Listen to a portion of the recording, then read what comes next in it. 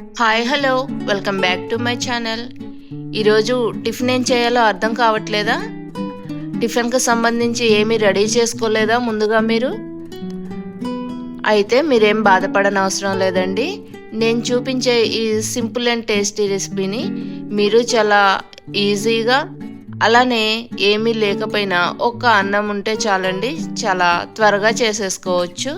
అదేమిటో కాదండి, నిమ్మకాయ పులిహోర. దీనికి కావాల్సిందల్లా కొంచెం రైస్. మీరు ఎలాగో బాక్సులు కట్టడానికి రైస్ తయారు చేస్తారు కదా ఇంట్లో వాళ్ళకి, లేకపోతే నైట్ మిగిలేసిన అన్నం ఉన్నా కొంచెం సరిపోతుంది. మరి నా వీడియోని లైక్ చేయండి, షేర్ చేయండి, కామెంట్ చేయండి, సబ్స్క్రైబ్ చేయటం మర్చిపోకండి. ఈ వీడియోలకు వెళ్ళేద్దామా? ఇక ముందుగా 2 పచ్చిమిర్చి, 1 ఉల్లిపాయ, 1 నిమ్మకాయ, కొంచెం 1 కప్పు అన్నం తీసుకోవాలండి. ఈ ఉల్లిపాయల్ని ముక్కలుగా కట్ చేసుకోవాలి, పచ్చిమిర్చిని ముక్కలుగా కట్ చేసుకోవాలి, కరివేపాకుని కడిగి పక్కన పెట్టుకోవాలి. ఇప్పుడు ఒక బౌల్ తీసుకొని అందులో మనం తీసుకున్నటువంటి రైస్ని వేసేయాలి, కప్పు రైస్ని.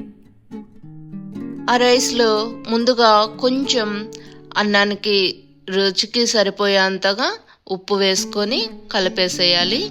అదే రైస్లో మళ్ళీ కలిపిన తర్వాత కొంచెం నిమ్మకాయ అండి, 1 నిమ్మ చెక్క పిండుకోవాలి, రసం పిండుకోవాలి. రసం పిండుకొని మంచిగా ఆ నిమ్మకాయ ఉప్పు అంతా కూడా రైస్కి పట్టేటట్టు 1 స్పూన్ తీసుకొని మంచిగా కలుపుకోవాలి. చూసారు కదా ఎలా కలుపుతున్నానో. ఇలా కలిపిన తర్వాత దీన్ని పక్కన పెట్టేసుకొని ముందుగా స్టవ్ వెలిగించాలండి. స్టవ్ వెలిగించి స్టవ్ మీద ఒక కళాయి ఉంటుంది కదా, దాన్ని పెట్టుకోవాలి. తర్వాత దీనికి అంటే అన్నానికి సరిపోయేంత నూనె, తాలింపు వేయడానికి సరిపోయేంత ఆయిల్ ఈ కళాయిలో పోసుకొని మనం రైస్ ప్రిపేర్ చేసుకోవాలి. చూడండి, నాకైతే ఈ ఆయిల్ సరిపోతుంది.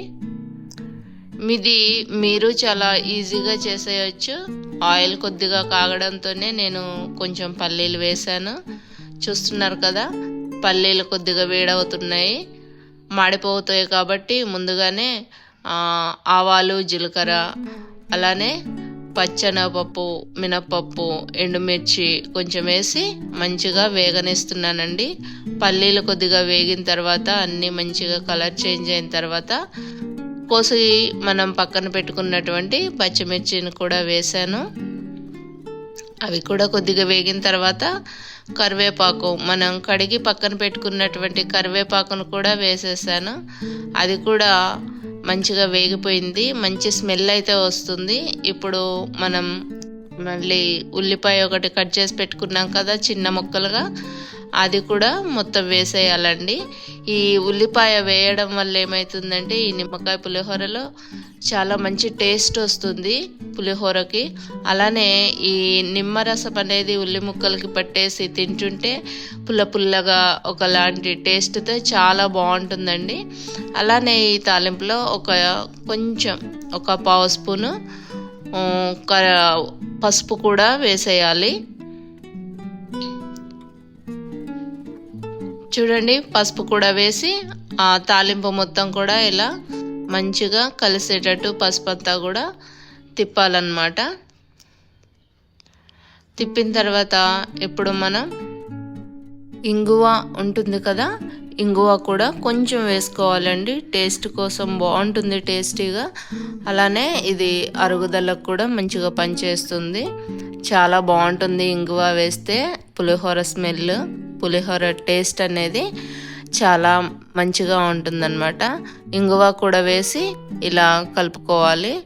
కలుపుకున్న తర్వాత ఇప్పుడు మనం ఏం చేయాలంటే ముందుగా ఉప్పు, అలానే నిమ్మకాయ కలిపి పెట్టుకున్నటువంటి రైస్ ఉంది కదా, ఆ రైస్ని ఈ తాలింపులో వేసేసి ఈ పులిహోర తాలింపు మనం వేసాం కదా, మొత్తం పసుపు, ఉల్లిపాయలు ఇవన్నీ తాలింపు వేసాం కదా, అది మొత్తం కూడా ఈ రైస్కి పట్టేటట్టు శుభ్రంగా కలిపేయాలండి. చూడండి, ఇట్లా మంచిగా స్పూన్తో మొత్తం అన్నానికి మొత్తం కూడాను ఆ తాలింపు అంతా కలిసిపోయేటట్టు ఇలా కలుపుకోవాలి. ఇప్పుడు కొంచెం సేపు అలా కలుపుకున్న తర్వాత స్టవ్ ఆఫ్ చేసేసి ఒక సర్వింగ్ ప్లేట్లోకి తీసుకున్నట్టయితే మనకి ఎంతో టేస్టీగా రుచిగా ఉండేటువంటి పులిహోర అయితే తినడానికి రెడీగా ఉంటుంది. ఇది చాలా సింపుల్గా అప్పటికప్పుడు చేసుకోవడానికి చాలా ఈజీగా ఉంటుంది. మరి ఈ సింపుల్గా ఉండేటువంటి పులిహోర మీకు నచ్చినట్టయితే నాకు వీడియోకి లైక్ చేయండి, షేర్ చేయండి, కామెంట్ చేయండి, సబ్స్క్రైబ్ చేయటం మర్చిపోకండి. Thank you for watching.